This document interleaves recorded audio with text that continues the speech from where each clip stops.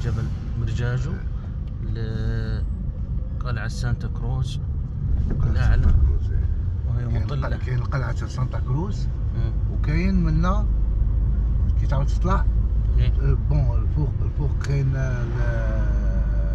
لو شاطو تاع اسبانيول، ومنا كاين قبة تاع مولاي عبد القادر. ايوه مولاي عبد القادر، يعني مسجد وطريقة كيما سيد الهوالي.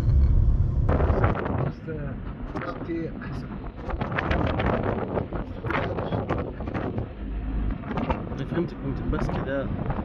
هذا منظر ما شاء الله تبارك الله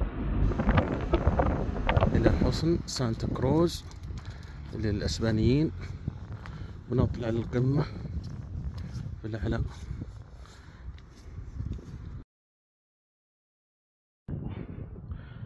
يا شيء جميل ما شاء الله تبارك الله.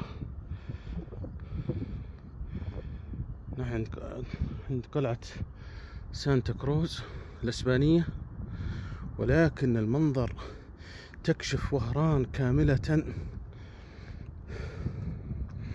وترى كل شيء.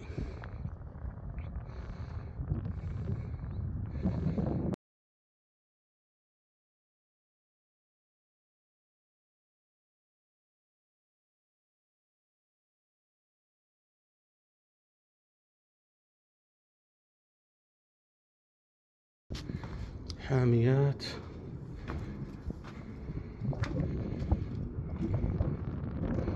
في اعتقادي انها اعلى قمة في وهران،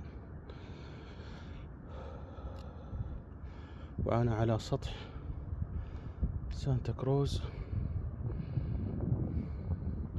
هذه القلعة الاسبانية اختاروا مكان صراحة شيء عجيب.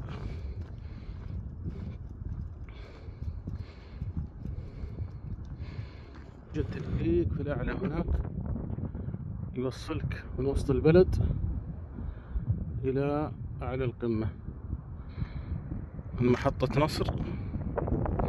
هذا الخط طالع، بعد شوي بنروح له إن شاء الله. والله توقفت التلفريق، أنا شايف إنه متوقف هناك. الله يستر. إلى الأعلى.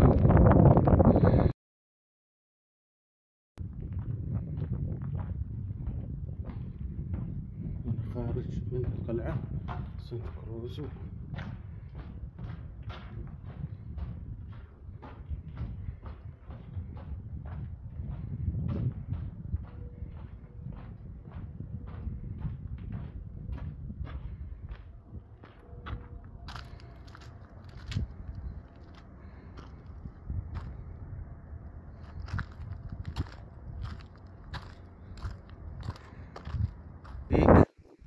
ما هم سامحين لحد ينزل لأن فيه هواء قوي.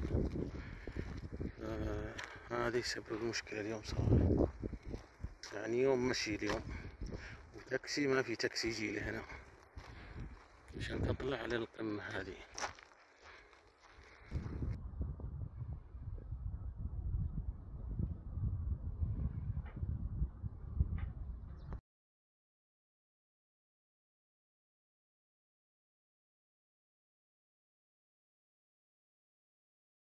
قمة جبل مرجاجو في مسجد بناه الرئيس عبد العزيز بن غفر الله له.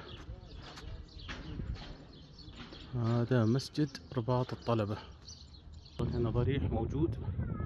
طبعا أصبحنا فوق سانتا كروز. أنا جيت مع الطريق موجة تاكسي ومشيت المسافة هذه كلها حتى تطلع فوق. يعني مسافة كبيرة، ولكن المكان يستحق صراحة.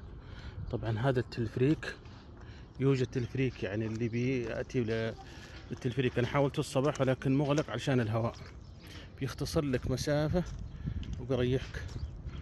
هنا وصول التكاسي والسيارات تجد في الطلوع والنزول في صعوبة صراحة.